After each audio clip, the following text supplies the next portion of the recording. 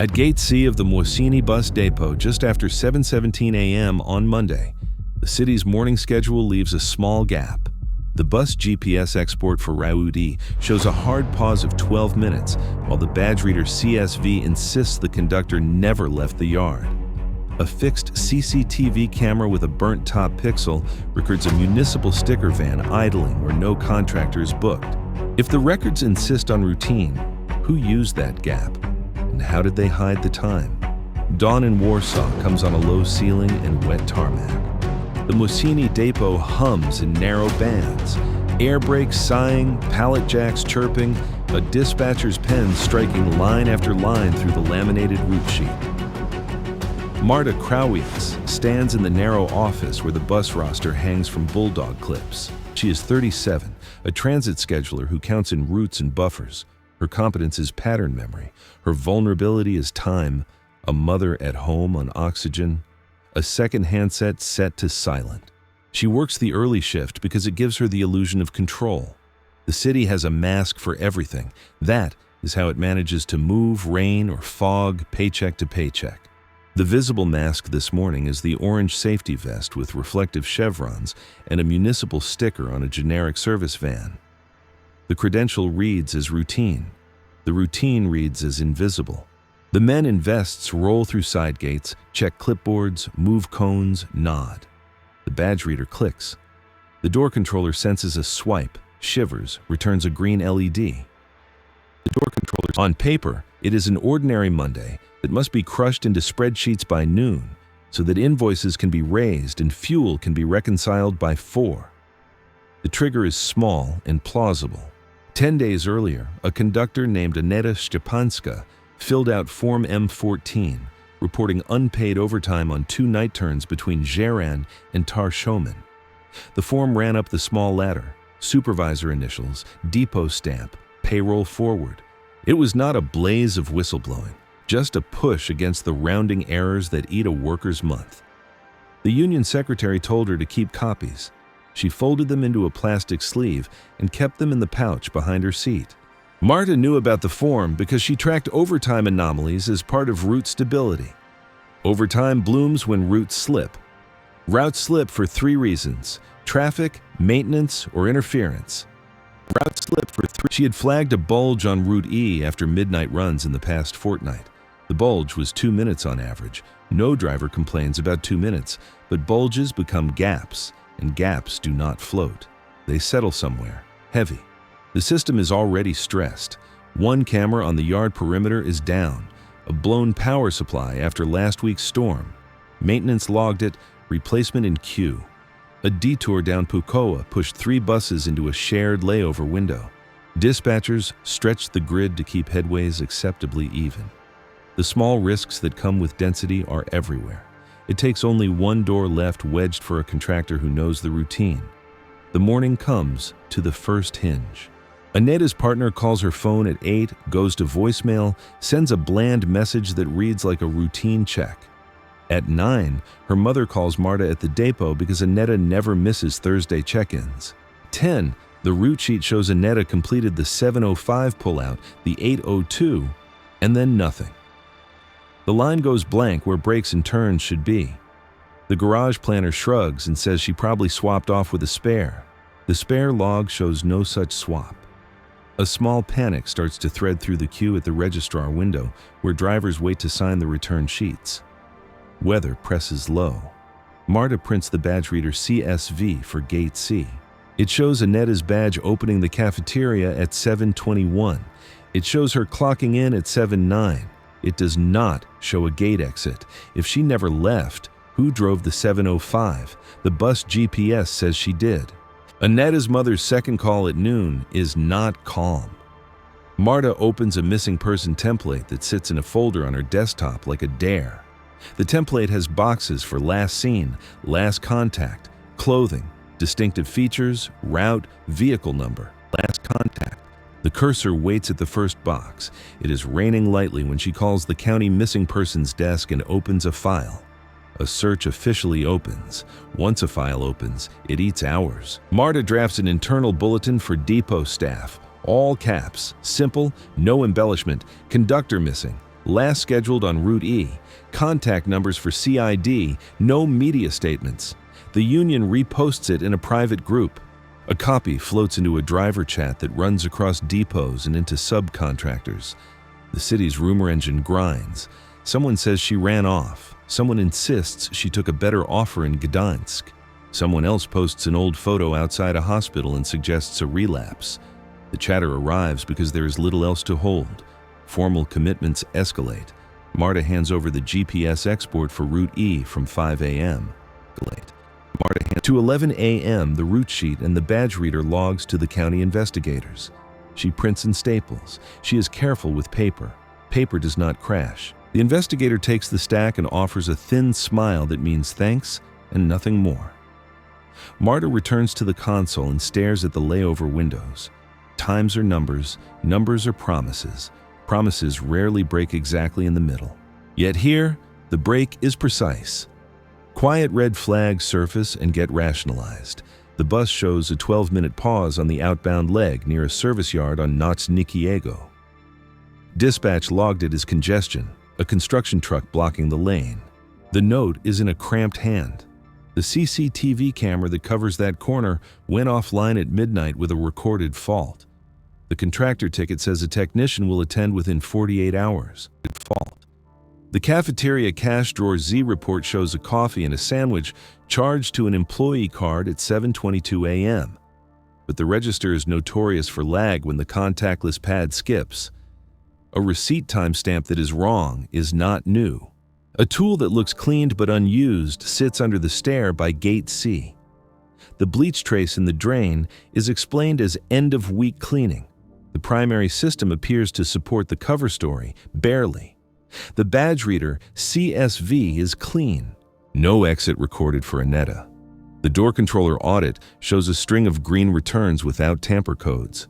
A spare driver swiped out to the yard at 7:10 and back at 7:13, which is typical when someone realizes they forgot a portable validator. The route sheet shows headways intact up to 8. Only after 8 do the lines smudge. Those headways intact. In a city full of small errors, these errors are small. Each by itself would be nothing. Together, they start to lean. Marta stops counting and begins looking. She moves from spreadsheet to map. She blows up the GPS dots to get precise coordinates at 7:49. The pause is exactly 12 minutes. The bus idled by a side gate used by contractors. The municipal sticker on a generic service van permits access for repair tasks under a term contract that renews without drama every January. No work orders were queued for that morning. Routine is a mask. Contracts are masks inside masks. She pulls the parking meter app log for the block by the side gate. One payment shows at 7:43 by an account linked to a company car. Another shows at 7:56 in Zone B, 2 kilometers east, paid by the same card. 7:56 in Zone. The app rounds to the nearest 5 minutes. The gap between the two payments is too tight to cover the distance unless the driver left immediately and drove fast through a corridor that was supposed to be slow. The investigator shrugs and marks it inconclusive.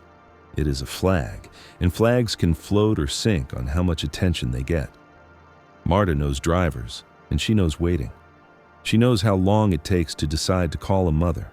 She knows how long a person can tell themselves a gap is normal before they feel the hollow behind the ribs. At 3, with the rain easing and the pavement drying in patchy squares, she drafts a public bulletin at management's request. Missing employee, last seen at work, contact the police. They push it out through the city's channels.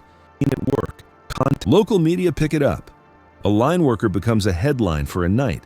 She signs a non-disclosure when the investigators ask for her to keep certain details off staff channels. It is a thin paper that says the city will not share the inner parts of the machine unless the people who hold it keep their hands clean. She signs. It is a step that cannot be undone. The bulletin goes live.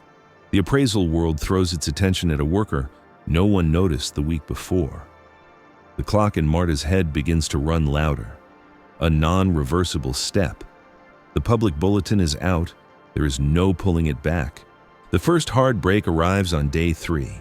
A toll plaza ANPR hit at a northern city gate flags the municipal sticker van at 8:01 a.m. on Monday, minutes after the bus GPS recorded the yard-side pause.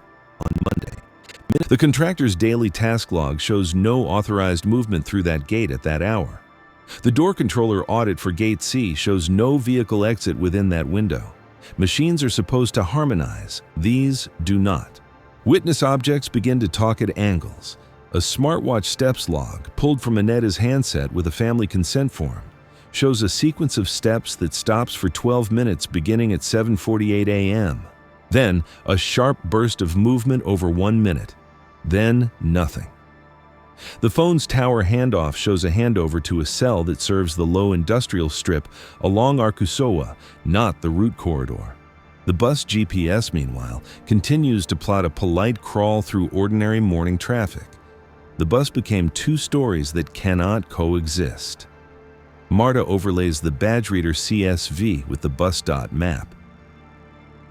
She prints them and draws circles in red pencil at the times that matter. 7:17, 7:49, 8:01. The badge shows no exit. The bus shows a pause. The van shows a gate. The phone shows a cell outside the route. The cafeteria shows a coffee that might have never been poured. She stops labeling the sheet anomaly and writes contradiction. Leverage tightens. The county CID officer explains the kind of thing he has seen when clocks disagree. Subcontractors inside a city service are not all the same. Some are shells for crews that move goods not on invoices. A municipal sticker is a skeleton key for roadblocks and routine stops. A cloned NFC badge can be made for 30 zloty if you know a student and a lab with an open reader. No, in his world, means ever used the cafeteria. Jurisdiction friction shows up like a line of slow trucks.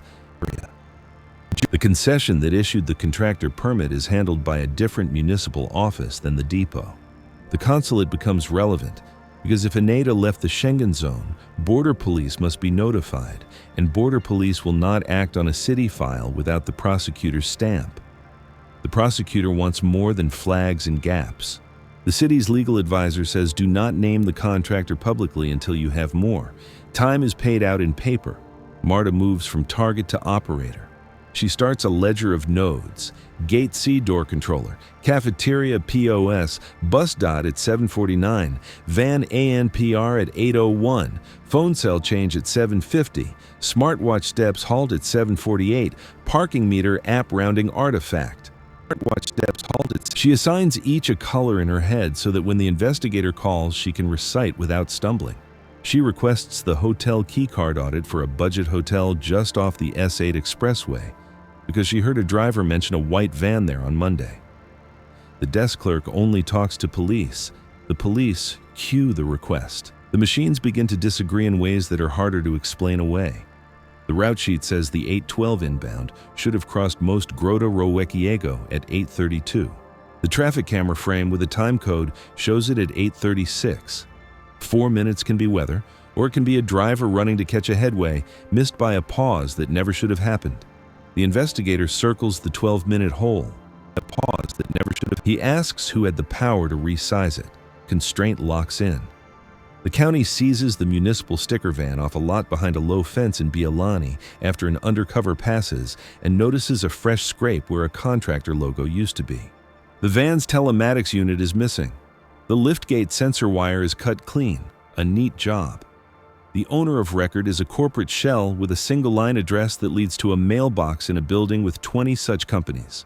The shell has paid taxes, barely. A ledger shows fuel purchases that map to route corridors at odd hours. The prosecutor signs a gag order on names while the unit works the chain. The public cannot be told which contractor, not yet. The passport is not held because there is no exit record. The phone is found powered down in a drain near the depot gate during a grid search. The smartwatch is not recovered.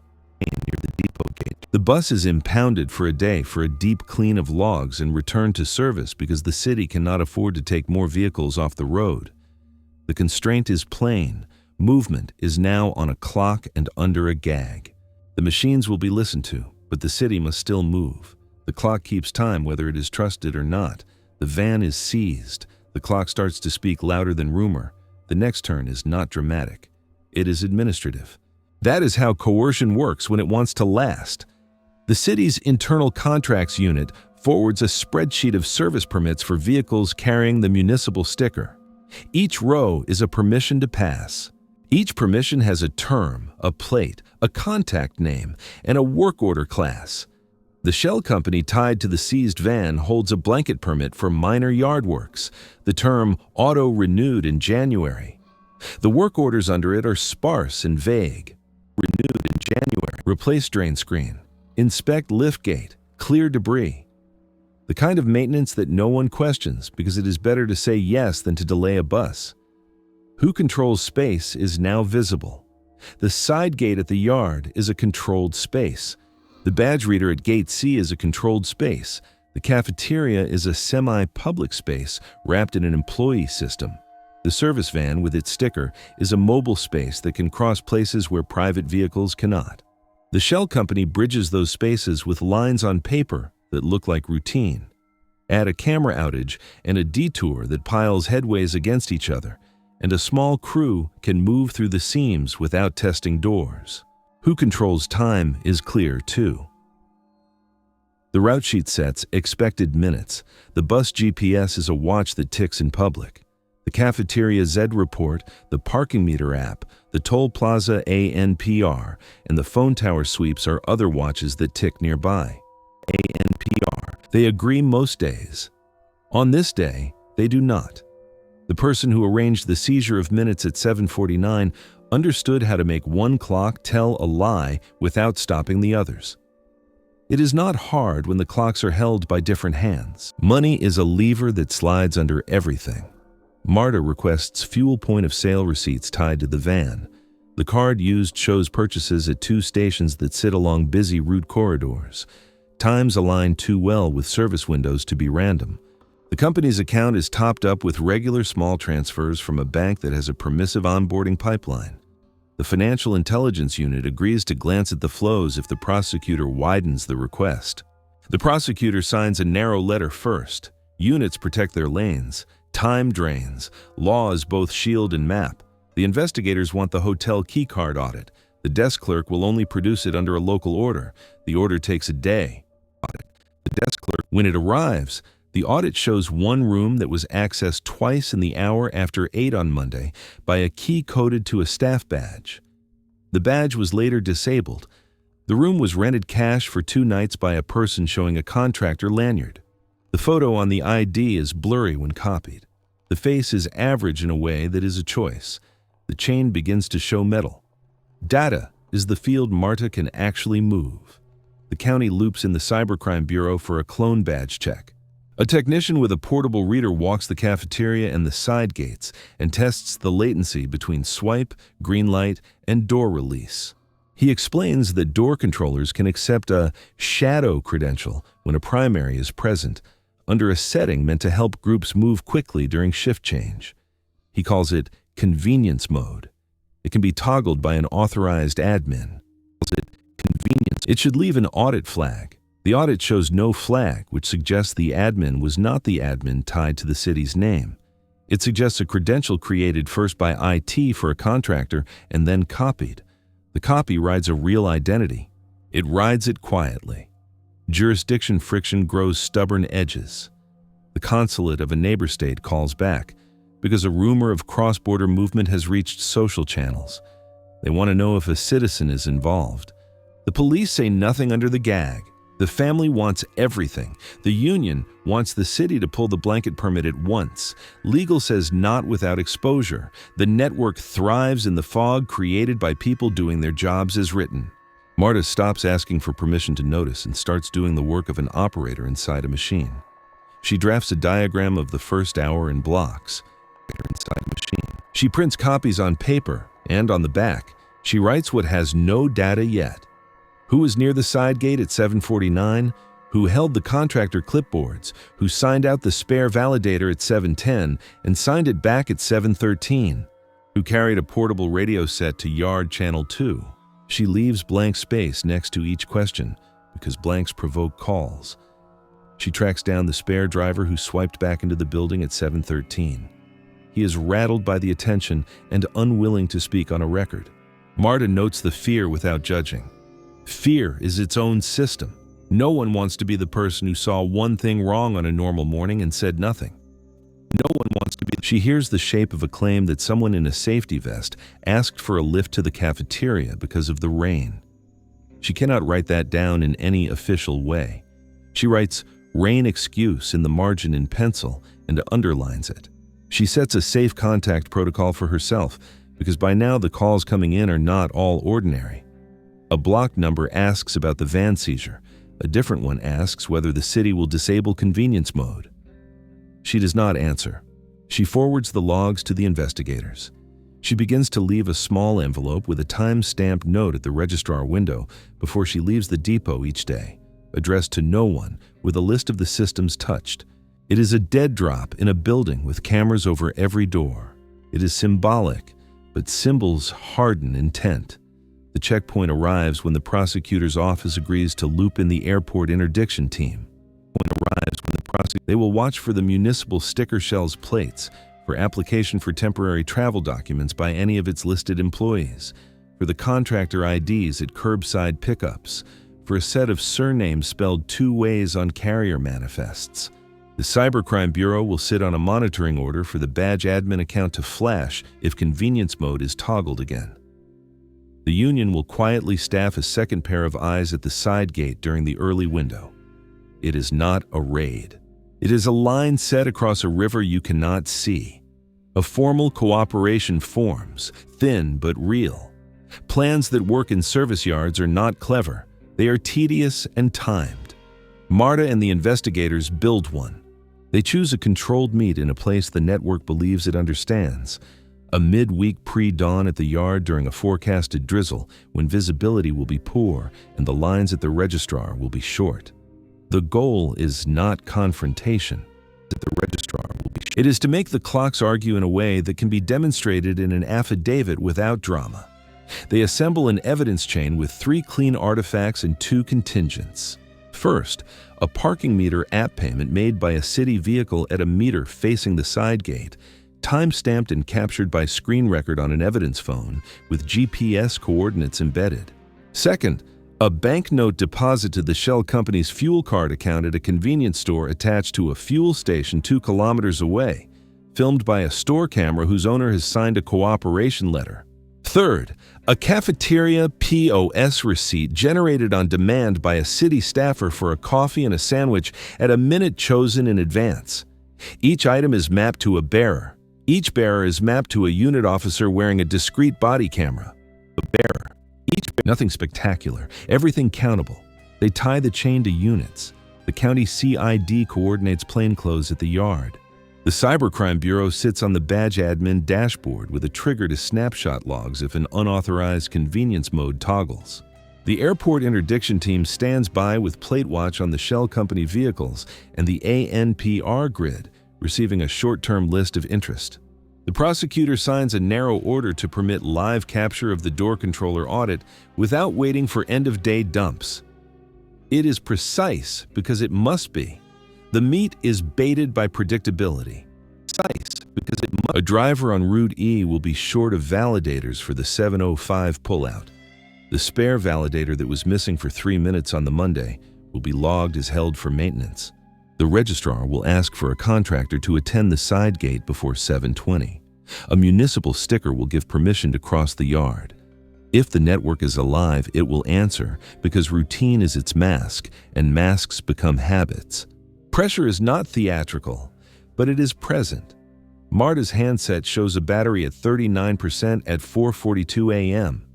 She plugs it into a charger at the dispatcher's console and lays the cable carefully so no one trips. The train that brings a CID pair from the central station runs at 5:01 and arrives at 5:18. If it is late by more than 5 minutes, the timeline must be adjusted. A shift change among the yard guards occurs at 5:30. If a replacement is unfamiliar, questions will multiply. The drizzle begins at 5:12 and keeps to a low sheet. They install a code word to flip the operation from quiet to stop. It is not clever. It is a simple noun unlikely to be said in normal yard talk. The person who will say it is a registrar clerk asked to count clipboards aloud at the window when she sees a specific plate enter the side gate. Everyone repeats the word until it sits flat in their heads. The map of the yard is printed with the places where cameras see and where they do not. The down camera from the storm has been repaired. That was not an accident. The down camera is now bait. At 6:59, the parking meter app payment is made by a city vehicle at the meter facing the side gate. The screen record captures the time. At 7:03, the cafeteria receipt is generated by a staffer for a coffee and a sandwich. The paper shows the lag everyone knows it can have. It is still a timestamp. At 7:10, the registrar notes a validator shortage and calls for a contractor to attend. At 7:16, a generic service van with a municipal sticker appears in the lane beyond the side gate. The plate is close to the seized van's number, 2 digits transposed. It is the kind of thing that happens when a fleet shares a series. It is also the kind of thing people do when they want old records to blur with new. The Cybercrime Bureau watches the badge admin dashboard. At 7:17, convenience mode toggles to on, then to off, within a window of 5 seconds. The door controller audit logs it off within a window of the audit log is captured live as a screen image and as a system export. The unit officer timestamps a small notebook because paper is stubborn and admissible. At 7:19, the ANPR grid lights a hit on the van near the northern gate. The airport interdiction team flags it. At 7:21, the van idles at the side gate. The rain gives a smear to the scene that makes edges soft. The registrar counts clipboards out loud at her window. The code word is spoken. The clock is running. What follows are actions measured in steps and in meters, not in the kind of drama that makes evening news. The van rolls through the side gate under the usual nod. It is routine every day until the day routine is data mapped. The county CID moves from idle to intercept. 2 plainclothes peel off the line at the registrar window and walk with the slow certainty of people whose authority arrives only when they use it. The door controller logs the convenience mode off again when they use it. The cafeteria receipt sits on the counter with ink still damp. The parking meter app shows the payment ticking. 3 watches in alignment, a 4th blinking from the ANPR feed. The stop is clean. No chase across lanes, no shouts. The driver is removed from the seat. The passenger wears a safety vest with reflective chevrons and an agency lanyard that reads like authority. The lanyard is real. The ID under the plastic is not. The badge admin account shows a credential created for a contractor months ago under a legitimate ticket. The credential was copied. The copy walked through doors in the shadow of an authorized swipe. The Cybercrime Bureau has the exact 5-second window to prove it. Annetta is not in the van. That is the moment when hope must bend without breaking. Annetta is not in the van. But the van tells the truth of its roots over the past days because even removed telematics leave residue elsewhere. Fuel receipts, toll passes, and parking meter payments map circles around 3 sites: the yard, the budget hotel off the S8 expressway, and a service bay behind a small warehouse on Arkusowa. The hotel keycard audit, already in the file, becomes a map instead of a list. The service bay has a camera that faces inward. The owner claims ignorance. The recording shows the van entering on Monday at 8:25. It shows a figure stepping down and being led inside. The frame is narrow by design. The time code is enough. The service bay is entered under warrant mid-morning. Annetta is found in a back room with a mattress on the floor and a blanket. And there is no injury that the camera sees. There is dehydration and shock that the clinicians name. She is taken to a hospital with a clipboard at intake and a nurse who has seen this shape often enough to move without hurry. She is not asked to tell a story yet. She is asked to drink water and to breathe. Her mother arrives with a coat. The hospital guards the door with a board man and a sign that says visiting hours, and the city breathes a very small breath. The driver is charged with unlawful confinement and with use of false documents.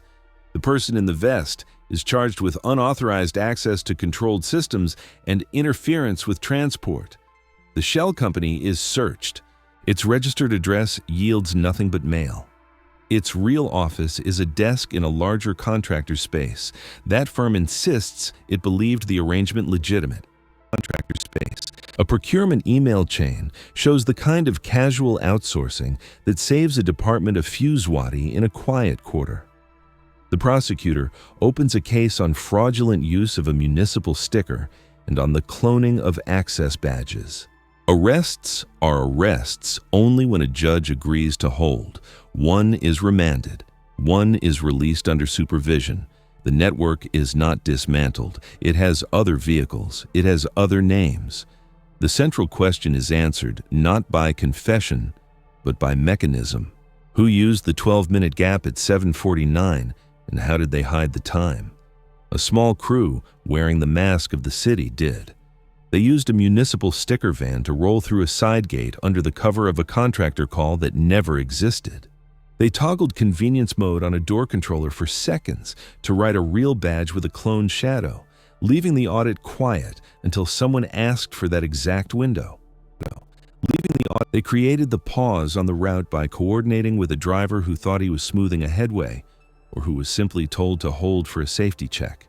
They hid the time with the cafeteria's known receipt lag, with a badge reader CSV that showed no exit because there was no swipe, with a bus GPS that kept telling a story of routine movement because the bus did move, only slower. They took the human being through a blind camera gap and into a van that the ANPR grid saw only when asked to look for it. The procedural aftermath is long and dull. The city issues a notice suspending convenience mode at all depot doors until further review. Badge cloning is audited. Door controllers receive firmware that logs shadow follows as events, not as nothing. The procurement unit reviews blanket permits for yard access and rolls back auto renewals pending site-specific work orders. The union posts a reminder to copy every form and to keep it out of the seat pouch. The missing person file becomes a recovery file. There is a statement, careful with words, that thanks units without naming them. The airport interdiction team removes the shell's plates from its short list. The Cybercrime Bureau writes a short memo about NFC controls that no one will read until they have to. Annetta goes home after 2 days. The hospital discharge summary uses clipped terms and avoids any that would harden into labels. She sits with a social worker and a lawyer and learns to say no to certain narratives that strangers try to assign when they hear a word like missing. She keeps the plastic sleeve with her copies of Form M14 because it is proof that small pushes matter, and also because it reminds her that systems sometimes work when people push them with care. She will not return to the depot soon. Time will be counted in quiet chores and in short walks and in the rhythm of a kettle. Marta returns to the yard on a morning with sharp sun and dry concrete. The repaired camera watches Gate C again with its new power supply humming. The side gate has a second guard for a while. The pallet jacks chirp. The dispatcher pens lines through laminated route sheets. The buses breathe and leave on minute marks. Routine, which was the mask that hid harm, becomes for a time the scaffold that holds a safer day. She keeps one of her paper timelines in a drawer. She still writes with a red pencil. She has added one more witness object to her mental list. The blank space on a form where someone's name should be, which is a kind of testimony of its own. The network that wore the city's face is quieter, not vanished. A corporate shell dissolves and another forms. A convenience mode on a different door somewhere else still waits for an operator who believes his job is to make a line move. The legacy is partial disruption and a harder surface at the known points of attack. 3 months later, the prosecutor announces an indictment on the drivers of 2 shell vehicles and the admin who created the original contractor credential. The cases will move slowly. The city adds a second camera to the corner that used to be a blind spot. The image returns to stillness most days, buses cropping into and out of frame like tide. On a weekday in late autumn, at the same gate and just after 7:17, the yard looks ordinary again. That is the point. The clocks are aligned and will drift. The people who move inside their ticks will begin to trust them until something small slips. The difference now is that a few more hands know where to look when a pause appears. They know that what breaks an alibi is small, mechanical, and easy to miss. They write it down while the ink is still damp. They leave the page in a drawer that someone else can find. The bus pulls out. The rain holds. The day proceeds on time.